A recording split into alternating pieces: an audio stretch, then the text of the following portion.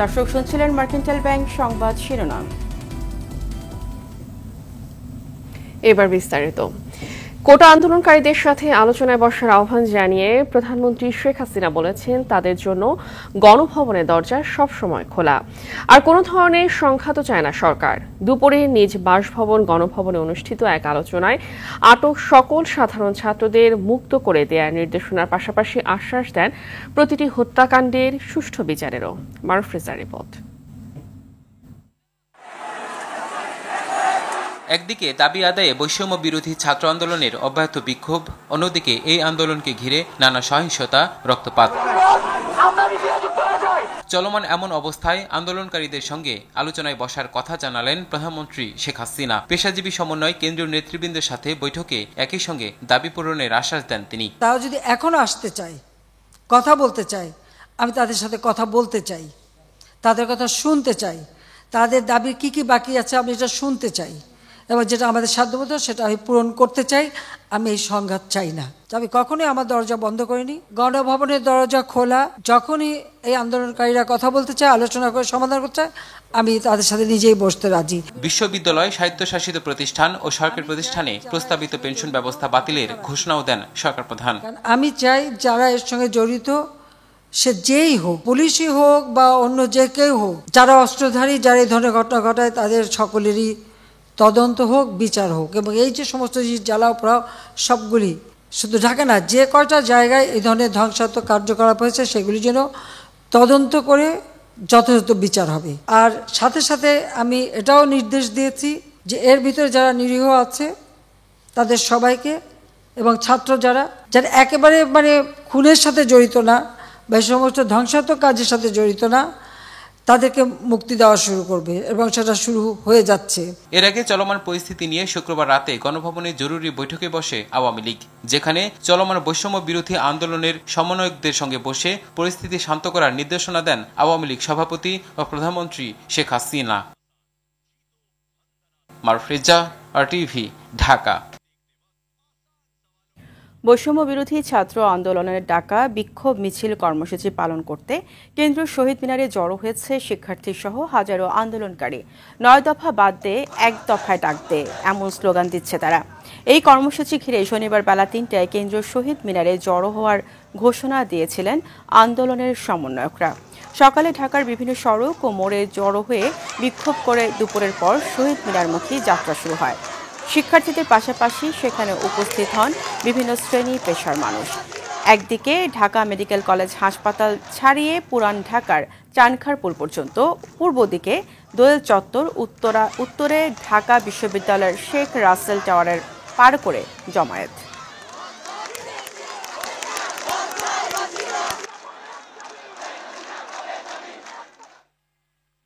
এদিকে কোটা সংস্কার আন্দোলনের সময় শিক্ষার্থী হত্যা ও গ্রেফতারের প্রতিবাদে রাজধানীর বিভিন্ন এলাকায় বিক্ষোভ মিছিল করে বৈষম্য বিরোধী আন্দোলনকারীরা। শিক্ষার্থীদের সঙ্গে যোগ দেন অভিভাবকরাও। ঢাকার বাড্ডা, নর্দা, মিরপুর, শাহবাগ ও সায়েন্স ল্যাবে জড়ো হয়ে বিক্ষোভ করে তারা। রফিকুল ইসলামের রিপোর্ট। শনিবার বেলা 12টার দিকে রাজধানীর নওদায় যমুনা ফিউচার পার্কের সামনে সরকারের পদত্যাগ সহ ৯ দফা দাবি আদায়ে প্রধান সড়ক অবরোধ করে অবস্থান নেয় শিক্ষার্থীরা। এ সময় কোটা সংস্কার আন্দোলনকে কেন্দ্র করে ছাত্র জনতা হত্যার বিচার ও গ্রেপ্তার শিক্ষার্থীদের দ্রুত মুক্তির দাবি জানিয়ে স্লোগান দেয় শিক্ষার্থীরা। বাড্ডার ইস্ট ওয়েস্ট ইউনিভার্সিটির সামনে জড়ো হয় শিক্ষার্থীরা। এ সময় ব্র্যাক ইউনিভার্সিটি সহ আশেপাশের বিশ্ববিদ্যালয়ের শিক্ষার্থীরাও তাদের সঙ্গে যোগ দেয়। পরে প্রধান সড়কে অবস্থান নিয়ে বিক্ষোভ করে তারা। এদিকে শাহবাগ মোড়ে মানববন্ধন ও র্যালি করে সন্তানদের পাশে অভিভাবকরা নামে একটি সংগঠন। র্যালি শেষে নিরস্ত্র ছাত্রদের দিকে সশস্ত্র পুলিশের গুলির তীব্র প্রতিবাদ জানায় তারা। আমি জানতে চাব না কেন আমার ছেলে রাস্তায়, আমি শুধু জানছি আমার ছেলে ন্যায়ের জন্য রাস্তায়, এটাই আমার জন্য যথেষ্ট। ঢাকা কলেজ ও সিটি কলেজ সহ আশেপাশের কলেজের শিক্ষার্থীরা জড়ো হয় সায়েন্স ল্যাবরেটরি মোড়ে। এ সময় দাবি আদায়ে স্লোগান দিতে থাকে তারা। বিক্ষোভ শেষে বিভিন্ন স্থান থেকে মিছিল নিয়ে কেন্দ্রীয় শহীদ মিনারের সামনে জড়ো হয় তারা। রফিকুল ইসলাম, RTV, ঢাকা। বিভিন্ন জেলায় বিক্ষোভ করছে বৈষম্য বিরোধী ছাত্র আন্দোলনের শিক্ষার্থীরা। এ সময় শিক্ষকরাও তাদের সঙ্গে অংশ নেয়। কুমিল্লা, রাজশাহী, বরিশাল, সাভারে সংঘর্ষ হয়, এতে বেশ কয়েকজন আহত হয়। এদিকে রংপুরে আবু সাইদ হত্যার ঘটনায় 2 পুলিশ সদস্যকে সাময়িক বরখাস্ত করা হয়েছে। প্রতিনিধিদের তথ্যচিত্রে নুসরাত জাহান সিনথের রিপোর্ট। বৈষম্য বিরোধী ছাত্রদের কেন্দ্রীয় কর্মসূচির অংশ হিসেবে বিভিন্ন জায়গায় 9 দফা দাবিতে পথে নেমেছে আন্দোলনকারীরা। কুমিল্লায় জেলা স্কুলের সামনে থেকে মিছিল নিয়ে পুলিশ লাইন্সের দিকে যাওয়ার পথে আন্দোলনকারীদের উপর ইটপাটকেল ছড়ে দুর্বৃত্তরা, এতে বেশ কয়েকজন আহত হয়। রাজশাহীতে শিক্ষার্থীরা রুয়েট বিশ্ববিদ্যালয় এলাকায় সড়কে অবস্থান নিয়ে বিক্ষোভ করে। শহরের রেলগেট, তালাইমারি, পুলিশ বক্স সহ বিভিন্ন স্থাপনায় হামলা চালায়। এ সময় ছাত্রদল ও শিবির কর্মীদের উপস্থিতি ছিল চোখে পড়ার মতো। সাভারে ঢাকা আরিচা মহাসড়ক অবরোধ করে জাহাঙ্গীরনগর বিশ্ববিদ্যালয়ের বৈষম্য বিরোধী আন্দোলনের শিক্ষার্থীরা, পরে শিক্ষকদের একাংশ তাদের সঙ্গে যোগ দেন। বরিশালে বিক্ষোভ মিছিল নিয়ে সড়ক অবরোধ করে বিএম কলেজের শিক্ষার্থীরা। ফরিদপুরে বিক্ষোভকারীদের সঙ্গে পুলিশের ধাওয়া পাল্টা ধাওয়ার ঘটনা ঘটে, এতে বেশ কয়েকজন পুলিশ ও আন্দোলনকারী আহত হয়। নওগাঁয় শিক্ষার্থীদের মিছিলে সংঘর্ষের ঘটনা ঘটলে জেলা আওয়ামী লীগ কার্যালয় ভাঙচুর করা হয়। এ সময় 2 পক্ষের 5 জন আহত হয়। রংপুরে বিভিন্ন স্কুল কলেজের শিক্ষক, শিক্ষার্থী এবং অভিভাবকরা বিক্ষোভ করেন। পাবনা এডওয়ার্ড কলেজের সামনে আন্দোলন করতে গেলে পুলিশ তাদের সরিয়ে দেয়। এছাড়াও খুলনা, নারায়ণগঞ্জ, টাঙ্গাইল, লক্ষ্মীপুর, পঞ্চগড়, গাইবান্ধা, সুনামগঞ্জ, হবিগঞ্জ, যশোর, কুষ্টিয়া সহ বিভিন্ন জায়গায় মিছিল করে আন্দোলনকারীরা। এ সময় পুলিশকে সতর্ক অবস্থানে দেখা যায়। নুসরাত জাহান সিনথি, RTV। আন্দোলন ঘিরে সহিংস পরিস্থিতি মোকাবেলায় আলোচনার বিকল্প নেই বলে মত বিশিষ্টজনদের। তারা বলেন কিছুটা দেরি হলেও আলোচনার সময় শেষ হয়ে যায়নি। এদিকে দেশবিরোধী শক্তির বিরুদ্ধে সবাইকে ঐক্যবদ্ধ হওয়ার আহ্বান জানান মুক্তিযোদ্ধারা। আন্দোলনকে ব্যবহার করে কোনো অপশক্তি যেন দেশের কোনো ক্ষতি করতে না পারে সেদিকে খেয়াল রাখার আহ্বান সার্ক মানবাধিকার ফাউন্ডেশনের। সাদিয়া কানিসার রিপোর্ট। কোটা সংস্কার আন্দোলনকে হাতিয়ার করে দেশে অরাজকতা চালাচ্ছে কুচক্রী মহল। শনিবার সকালে মোহাম্মদপুরে সমাবেশ থেকে তাদের প্রতিহত করার আহ্বান জানান মুক্তিযোদ্ধারা। সাবেক সেনাপ্রধান বীর মুক্তিযোদ্ধা হারুনুর রশিদ বলেন, দেশ এখনো রাজাকার মুক্ত হয়নি। যারা মুক্তিযোদ্ধাদের অপমান করে তাদের জন্য এদেশ নয়। আমি রাজাকার এই কথা বলে গর্ব করে কেউ বলতে পারবে? আপনারা কি কেউ চিন্তা করেছিলেন মুক্তিযোদ্ধা? আজকে কিন্তু সেই মুক্তিযুদ্ধের বাংলাদেশে নতুন প্রজন্ম বলছে গর্ব করে আমি রাজাকার। আমরা কোনোদিন চিন্তা করতে পারিনি 1971 16 ডিসেম্বরের পরে নতুন মুক্তিযোদ্ধা জন্ম হবে। কেন্দ্রীয় শহীদ মিনারে সমাবেশ করে শান্তিকামী চিকিৎসক ও নার্স সমাজ। বক্তারা বলেন, সুষ্ঠু আন্দোলনে অনুপ্রবেশকারী ঢুকে গেছে। আমাদের ভাবতে হবে এই আন্দোলনকে কারা জিম্মি করতেছে। এই আন্দোলন কোটা বিরোধী আন্দোলনের এখন নেতারা বিভিন্ন সময় বিভিন্ন কথা বলছেন, তাদের প্রতি আমরা এখনো সিম্প্যাথাইজ। এখন সময় হচ্ছে ঘরে ফেরার এবং এই দেশকে আমরা সবাই মিলে সবার জন্য একটা সুন্দর বাংলাদেশ গড়ে তোলার প্রত্যয়ে আমরা এখানে সমবেত হয়েছি। সন্ত্রাস, সংঘাত, সহিংসতা নয়, চাই শান্তি শীর্ষক মত বিনিময়ে আলোচকরা বলেন, কিছুটা দেরি হলেও সংলাপের সময় ফুরিয়ে যায়নি। আমরা 71-এ অস্ত্র হাতে যুদ্ধ করেছিলাম আমাদের নতুন প্রজন্মের উজ্জ্বল ভবিষ্যতের জন্য। দুঃখ ভারাক্রান্ত হৃদয়ে কথাটা এই কারণে বললাম যে আসলে সেরকম একটি সবকিছু দেখে তাই মনে হয়েছে যে আমরা যা দেখলাম তা দেখার জন্য প্রস্তুত ছিলাম না মানসিকভাবে। যে আমাদের শেষ ভরসা শেখ হাসিনা, তিনি যদি নিজেই হস্তক্ষেপ করেন, কথা বলেন, তাহলে হয়তো সব সমস্যার সমাধান হবে। আরেক অনুষ্ঠানে ঢাকা বিশ্ববিদ্যালয়ের সাবেক উপাচার্য আক্তারুজ্জামান বলেন, সরকারের অবস্থানে বিচারের পথ তৈরি হয়েছে, শিক্ষার্থীদের এখন শ্রেণীকক্ষে ফেরা উচিত। এবং আজকেরই আরেকটি উন্নয়ন ঘটেছে, সেটি হলো মাননীয় প্রধানমন্ত্রী গণভবনের যে দরজা শিক্ষার্থীদের জন্য খোলা। এটিও একটি খুবই সাহসী এবং ইতিবাচক একটি পদক্ষেপ বলবো, এবং এই সুযোগটি নেওয়াও আমাদের খুব জরুরি। শিক্ষার্থীদের সাথে আলোচনার জন্য রাজনীতিবিদদের পরিবর্তে শিক্ষকদের সমন্বয়ে কমিটি গঠনের প্রস্তাব দিয়েছে সার্ক মানবাধিকার ফাউন্ডেশন। সাদিয়া কানিজ, RTV, ঢাকা। কোটা বৈষম্য বিরোধী আন্দোলনকে কেন্দ্র করে স্বাধীনতা বিরোধীর যে চক্র বাংলাদেশ সরকারকে অকার্যকরের লক্ষ্যে দেশের বিভিন্ন সেবামূলক স্থাপনায় অগ্নিসংযোগ ও ধ্বংসাত্মক হামলা চালিয়েছে তাদের চিহ্নিত করে বিচারের দাবিতে মানববন্ধন করেছে চলচ্চিত্র সম্মিলিত পরিষদের ১৯ সংগঠন। আমরা সর্বদাই শান্তির পক্ষে স্লোগানের ব্যানার হাতে নিয়ে আজ সকালে এফডিসির প্রযোজক সমিতির সামনে এই মানববন্ধন করেন চলচ্চিত্র শিল্পী ও কলাকুশলীরা। পরিচালক শাহ আলম কিরণের সঞ্চালনায় ও খোরশেদ আলম খসরুর সভাপতিত্বে মানববন্ধনে বক্তব্য দেন পরিচালক মুশফিকুর রহমান, গুলজার প্রযোজক আলিমুল্লাহ খোকন, সঙ্গীত শিল্পী SG রুবেল, অভিনেত্রী অরুণা বিশ্বাস, অঞ্জনা রহমান ও রোকেয়া প্রাচী। আপনারা আপনাদের সন্তানকে ঘরে ফিরিয়ে নিয়ে যান। বাংলাদেশের জনগণ হয়ে, একজন জনসাধারণ হয়ে আমি চাইবো না আমার দেশের ক্ষতি হোক, আমার দেশ ধ্বংসের দিকে চলে যাক।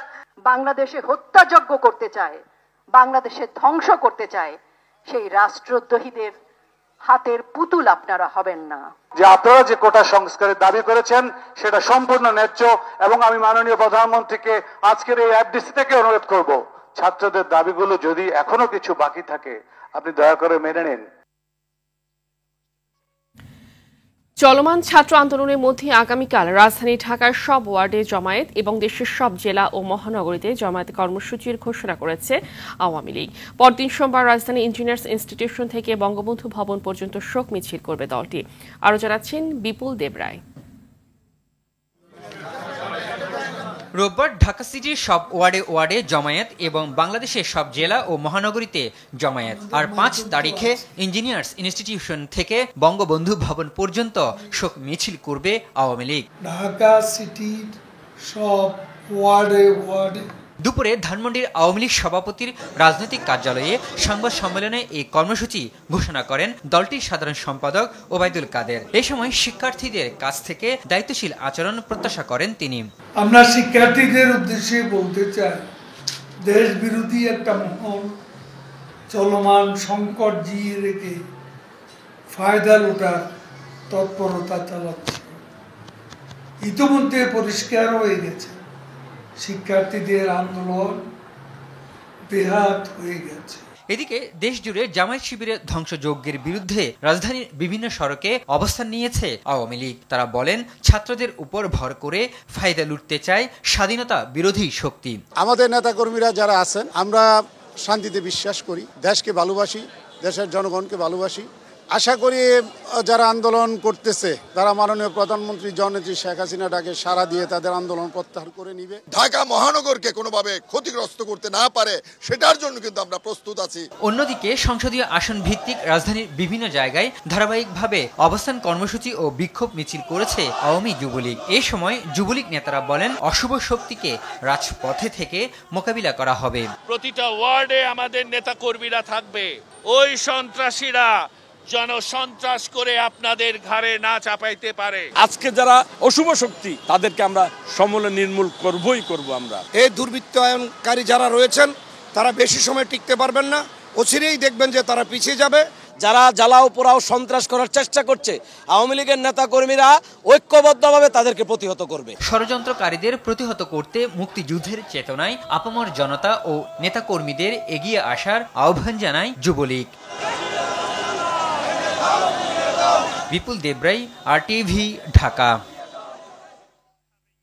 শুধু সমর্থনই নয়, ছাত্রদের গণজাগরণে বিএনপির পক্ষ থেকে সহযোগিতা অব্যাহত থাকবে এমন ঘোষণা দিয়ে জনগণের পাশাপাশি দলের নেতাকর্মীদের পাশে থাকার আহ্বান জানিয়েছেন বিএনপি মহাসচিব মির্জা ফখরুল ইসলাম আলমগীর। সব ভয় উপেক্ষা করে সর্বস্তরের মানুষ রাস্তায় নেমেছে জানিয়ে শিক্ষার্থীদের আন্দোলন বিজয়ের দ্বারপ্রান্তে বলে মন্তব্য করেন মির্জা ফখরুল। রিপোর্ট করছেন জাহিদ রহমান। শিক্ষার্থীদের চলমান আন্দোলনকে কেন্দ্র করে কারাবন্দী বিএনপির স্থায়ী কমিটির সদস্য নজরুল ইসলাম খান ও আমির খসরু মাহমুদের বাসায় যান বিএনপি মহাসচিব। চলমান পরিস্থিতি নিয়ে তিনি বলেন, ছাত্রদের বৈষম্য বিরোধী আন্দোলনে সর্বস্তরের জনগণ সমর্থন দিয়েছে। অন্যায়ের বিরুদ্ধে যে তারা জেগে উঠেছেন, যে জাগরণ তাদের সৃষ্টি হয়েছে, এবং আমরা যেটা সবসময় বলে আসছিলাম তরুণদের জাগ্রত হবার কথা, সেই তরুণরা এবার জেগে উঠেছে। তরুণরা যেখানে জেগে ওঠে, ছাত্ররা যেখানে জেগে ওঠে, যুবকরা যেখানে ওঠে, সেই আন্দোলনকে সে পরাজিত করা কারো পক্ষে সম্ভব না। দলীয় নেতাকর্মীদের ছাত্রদের আন্দোলনে সব ধরনের সহযোগিতার আহ্বান জানান ফখরুল। এই আন্দোলনে আমাদের শুধু সমর্থন নয়, আমাদের সর্ব রকমের সহযোগিতা সমর্থন তাদের সঙ্গে থাকবে। দেশের সকল নেতাকর্মীকেও আমরা এই আহ্বান জানাতে চাই যে ছাত্রদের এই যৌক্তিক আন্দোলনে সকলের সর্বাত্মক সহযোগিতা প্রদান করা। এদিকে কোটা আন্দোলন নিয়ে সংবাদ সম্মেলনে গণতন্ত্র মঞ্চের নেতারা বলেন, পদত্যাগ ছাড়া আর কোনো পথ খোলা রাখেনি সরকার। বাহিনীগুলোর প্রতি আমাদের পরিষ্কার করে আমাদের আবেদন এবং আহ্বান, আপনি আপনার সন্তানদের বুকে আরেকটা গুলি আপনারা চালাবেন না। যদি শুভবুদ্ধি থাকে তাড়াতাড়ি পদত্যাগ করেন, যত তাড়াতাড়ি পদত্যাগ করবেন তত ক্ষয়ক্ষতি কমাতে পারবেন, নিজেদের ক্ষয়ক্ষতি। অন্যদিকে সেগুনবাগিচা এলাকায় শিক্ষার্থীদের আন্দোলনে সমর্থন জানিয়ে লিফলেট বিতরণ করে জাতীয়তাবাদী গণতান্ত্রিক আন্দোলন এনডিএম। আমাদের ছাত্র জনতা সন্তানদের পাশে গিয়ে দাঁড়াবো, যেন তাদের উপরে আর কোনো গুলি বর্ষণ না হইতে পারে। জাহিদ রহমান, RTV, ঢাকা। মৌসুমী বায়ুর প্রভাবে প্রায় সারা দেশে বৃষ্টি হচ্ছে। আবহাওয়া অধিদপ্তর জানিয়েছে আজও সারা দেশে থেমে থেমে বৃষ্টির সম্ভাবনা রয়েছে। পূর্বাভাস অনুসারে দেশের সব বিভাগের অধিকাংশ জায়গায় হালকা থেকে মাঝারি ধরনের বৃষ্টি হতে পারে, তবে কোথাও কোথাও অতি ভারী বৃষ্টির সম্ভাবনা রয়েছে। আবহাওয়া অধিদপ্তর জানিয়েছে দেশের দক্ষিণাঞ্চলে বৃষ্টিপাতের পরিমাণ বেড়েছে। গত 24 ঘন্টায় চট্টগ্রাম, কুমিল্লা, চাঁদপুর, ফেনী, কক্সবাজার, লক্ষ্মীপুর, নোয়াখালী, মংলা, চুয়াডাঙ্গা, কয়রা, বরিশাল, পটুয়াখালী ও ভোলায় অতি ভারী বৃষ্টি হয়েছে।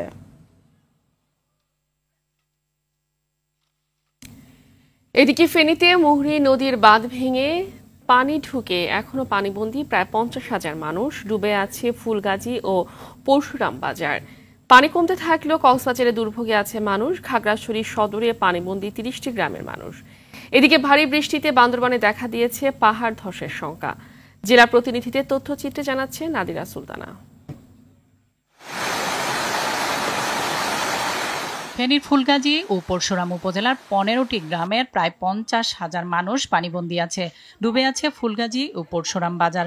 ফেনী বিলুনিয়া আঞ্চলিক মহাসড়কে পানি ওঠায় বন্ধ আছে যান চলাচল। কালকে রাত থেকে আমাদের ঘরে পানি কাইনা মানুষে পানি সাগরে গেছে। খেতা বালি সেগুলা নিয়ে ছেলে মেয়েদেরকে নিয়ে পানি উঠাইছি। হাঁটুর উপরে পানি নিয়ে মানুষ কষ্ট করে যাতায়াত করতেছে। 70 বছর হয়েছে তো এই বয়সে হানি আর দেই।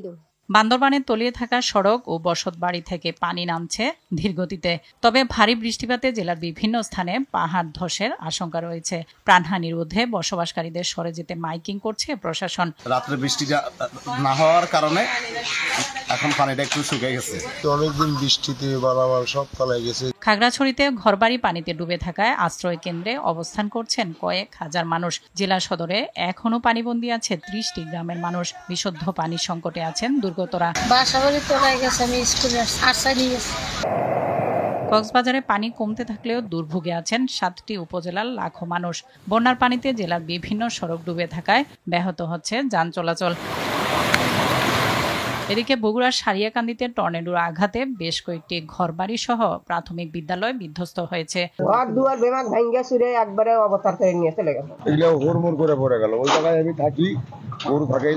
দুর্যোগপূর্ণ আবহাওয়া বিরাজ করছে ঝালকাঠিতে। শহরের নিচু এলাকার বিভিন্ন সড়কে জলাবদ্ধতার সৃষ্টি হয়েছে।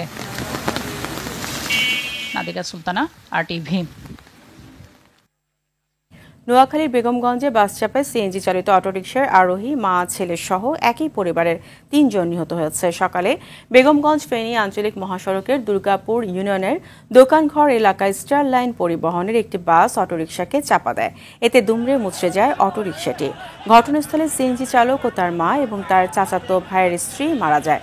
খবর পেয়ে ঘটনাস্থলে পৌঁছায় চন্দ্রগঞ্জ হাইওয়ে থানা পুলিশ। তারা জানায় বাস ও অটোরিকশা জব্দ করে থানায় নেওয়া হয়েছে।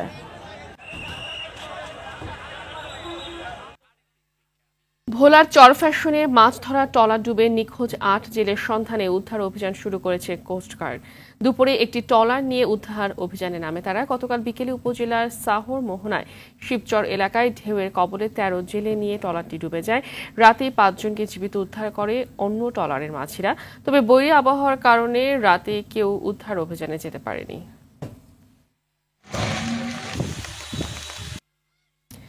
খাদ্যপণ্যবাহী ট্রাক ঢাকায় ঢুকতে গাবতলীতে দিতে হয় চাঁদা।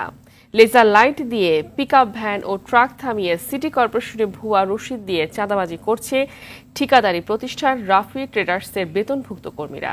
চাঁদা না দিলেই ট্রাক চালকদের দিকে ছুড়ে মারা হয় ইট পাটকেল ও লাঠি। ঘটনা স্বীকার করে সিটি কর্পোরেশন বলছে টার্মিনালের বাইরে থেকে টাকা তোলার অনুমতি দেওয়া হয়নি। আর টিআইবির অভিমত, ঠিকাদারি প্রতিষ্ঠানগুলো প্রভাবশালী হওয়ায় যথাযথ পদক্ষেপ নিতে পারছে না প্রশাসন। সুফিয়ান ফারাবির রিপোর্টে থাকছে বিস্তারিত। যেই লেজার লাইট ব্যবহার করে সড়কের ট্রাফিক ব্যবস্থাপনা সচল রাখেন পুলিশ সদস্যরা, সেই লাইট চাঁদাবাজদের হাতে। এই লাইট ব্যবহার করে খাদ্য পণ্যবাহী পিকআপ ভ্যান ও ট্রাক থামিয়ে চাঁদা তোলে ঠিকাদারি প্রতিষ্ঠান রাফি ট্রেডার্সের সশস্ত্র কর্মীরা। আগে তুলতাম, তুলি নাই, আমি চাকরি করতাম, ঠিক আছে, টাকা বলেন যে ছেড়ে দিছে, আগে আমি বলি আমি টাকা ধরি নাই, ঠিক আছে, আমি কোনো টাকা নেই নাই। দেশের উত্তরাঞ্চল থেকে খাদ্যপণ্য নিয়ে ঢাকায় ঢুকতে পিকআপ ও ট্রাক চালকদের কাছ থেকে 50 থেকে 200 টাকা পর্যন্ত চাঁদা নেওয়া হয়। সশস্ত্র এই চাঁদাবাজদের টাকা না দিয়ে ঢাকায় কোনো পণ্যবাহী ট্রাক ঢুকতে পারে না। লাইটটা আপনি ডাইরেক্ট মাইরা সিঙ্গেল দেয় আর কি, আর লাড়ি নিয়ে আরেকজন সামনে দাঁড়ায় দেওয়া করে। এটা 50 টাকা না দিলে গাড়ির মধ্যে ঢেল মারে, লাঠিতে বাড়ি মারে, গাছ ভেঙে হালায়। পানির গাড়ি, মাছের গাড়ি 100 টাকা করে নেয়। যত কাঁচামালের গাড়ি সব গাড়ি ধরা। চাঁদাবাজির বিষয়টি নজরে আসে স্থানীয় সংসদ সদস্য মইনুল হোসেন নিখিলের। সে সময় সিটি কর্পোরেশনের দোহাই দেন রাফি ট্রেডার্সের কর্মীরা। আমি ওই পথে আসছিলাম, আসার পথে দেখি যে আমার সামনেই এই এরকম পয়সা উঠাচ্ছে। আমি জিজ্ঞাসা করার বললাম যে তারা ইজারা এনেছে ইয়ের থেকে, সিটি কর্পোরেশন থেকে। তো সিটি কর্পোরেশন তাদেরকে ইজারা কোন পর্যন্ত দিয়েছে এই বিষয়টা কিন্তু আমি ক্লিয়ার ছিলাম না। তারা বলছিল যে আমরা সিটি কর্পোরেশন থেকে পারমিশন নিয়ে আমরা এই আমাদের রাজস্ব আদায় করছি। এই ঘটনার সত্যতা স্বীকার করে সিটি কর্পোরেশনের প্রধান নির্বাহী কর্মকর্তা জানান, সার্বক্ষণিক নজরদারি সম্ভব নয়। চাঁদাবাজি তো করতেই পারে, এখন এগুলো তো ধরেন আমরা অ্যাকশনে আছি, এইটুকু বলতে পারি যে এগুলোকে আমরা ছাড় দিই না। বাট ধরেন 24 আওয়ার্স তো ওখানে গিয়ে ম্যাজিস্ট্রেট বসে থাকতে পারবে না, আমাদের তো সেই সাধ্য নাই আসলে। শুধু গাবতলী নয়, পণ্য নিয়ে ঢাকায় ঢুকতে প্রতিটি পয়েন্টে চাঁদা দেয়ায় বেড়ে যায় খাদ্যপণ্যের দাম। 10 টাকা কেজির টমেটো কিংবা শিম কিভাবে রাজধানীতে 50 থেকে 100 টাকা পর্যন্ত বিক্রি হয়, এই প্রশ্নের উত্তর মেলে রাজধানীর গাবতলীতে। প্রতিটি গাড়ি থেকে 50 থেকে 200 টাকা পর্যন্ত চাঁদা উত্তোলন করছে একটি চাঁদাবাজ গ্রুপ। ট্রান্সপারেন্সি ইন্টারন্যাশনাল বাংলাদেশের নির্বাহী পরিচালক ডক্টর ইফতেখারুজ্জামান মনে করেন, ঠিকাদার প্রতিষ্ঠানগুলো রাজনৈতিকভাবে প্রভাবশালী, ফলে সদিচ্ছা থাকা সত্ত্বেও কার্যকর ভূমিকা রাখতে পারে না আইন শৃঙ্খলা রক্ষাকারী বাহিনী। যারা টার্মিনালে ঠিকাদারি কাজ পেয়েছেন তারা কিন্তু স্থানীয়ভাবে রাজনৈতিকভাবে বিভিন্নভাবে প্রভাবশালী মহলের অংশ, যেই কারণে এটা সুযোগ নিয়ে তারা কিন্তু এই চাঁদাবাজি, যারা বৈধ প্রক্রিয়ার বাইরে গিয়ে অবৈধভাবে চাঁদাবাজি সহ বিভিন্ন ধরনের ইনফ্যাক্ট এক্সটর্শন যেটা বলা হয়, বলপূর্বক অর্থ আদায় করার যে প্রক্রিয়াটা, সেটার সাথে তারা জড়িত আছেন। তবে কোথাও কোথাও এসব চাঁদাবাজির টাকায় ভাগ বসায় পুলিশও, এমনটাই জানিয়েছেন ডক্টর ইফতেখারুজ্জামান। চোখের সামনে অনেক সময় বা তাদের অংশগ্রহণে, তাদের যোগসাজশে, তাদের সুরক্ষায় এই ধরনের চাঁদাবাজির ঘটনা সংঘটিত হয়ে থাকে। সুফিয়ান ফারাবি, আরটিভি, ঢাকা।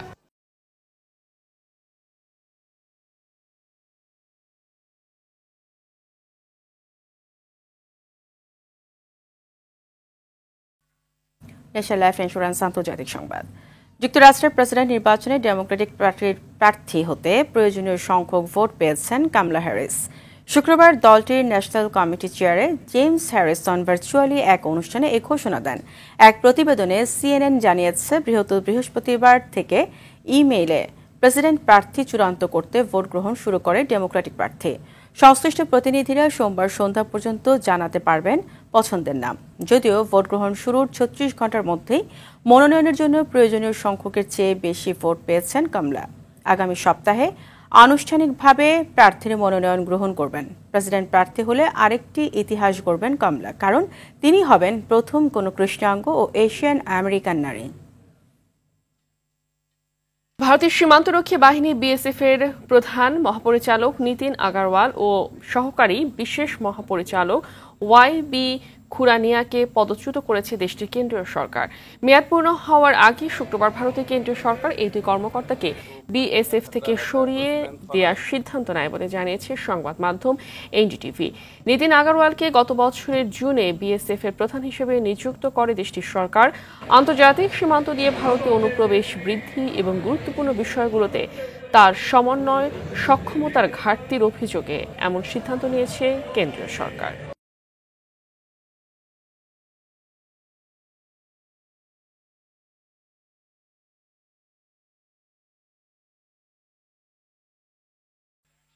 গাজা উপত্যকায় ইসরায়েলি বাহিনীর বোমা হামলা ও সশস্ত্র অভিযানে গত 24 ঘন্টায় 35 জন নিহত হয়েছে। এই ঘটনায় আহত হয়েছে আরও 55 ফিলিস্তিনি।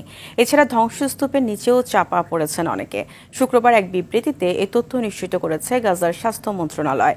এ নিয়ে ইসরায়েলি সহিংসতায় ফিলিস্তিনের মোট নিহতের সংখ্যা দাঁড়ালো 39,480 জনে। এদিকে হামাসের রাজনৈতিক নেতা ইসমাইল হানিয়ার হত্যাকাণ্ডের জবাবে ইসরায়েলে ইরানের সম্ভাব্য আক্রমণ প্রতিহত করতে অঞ্চলটিতে অতিরিক্ত যুদ্ধজাহাজ ও জেট বিমান মোতায়েন করার কথা জানিয়েছে যুক্তরাষ্ট্র। সন্ধ্যার সংবাদ এই পর্যন্তই। সর্বশেষ সংবাদ জানতে যে কোনো মোবাইল ফোন থেকে 2484 নম্বরে ডায়াল করুন। রাতের সংবাদ পৌনে 11টায় দেখার আমন্ত্রণ রইল। ধন্যবাদ সবাই। ধন্যবাদ।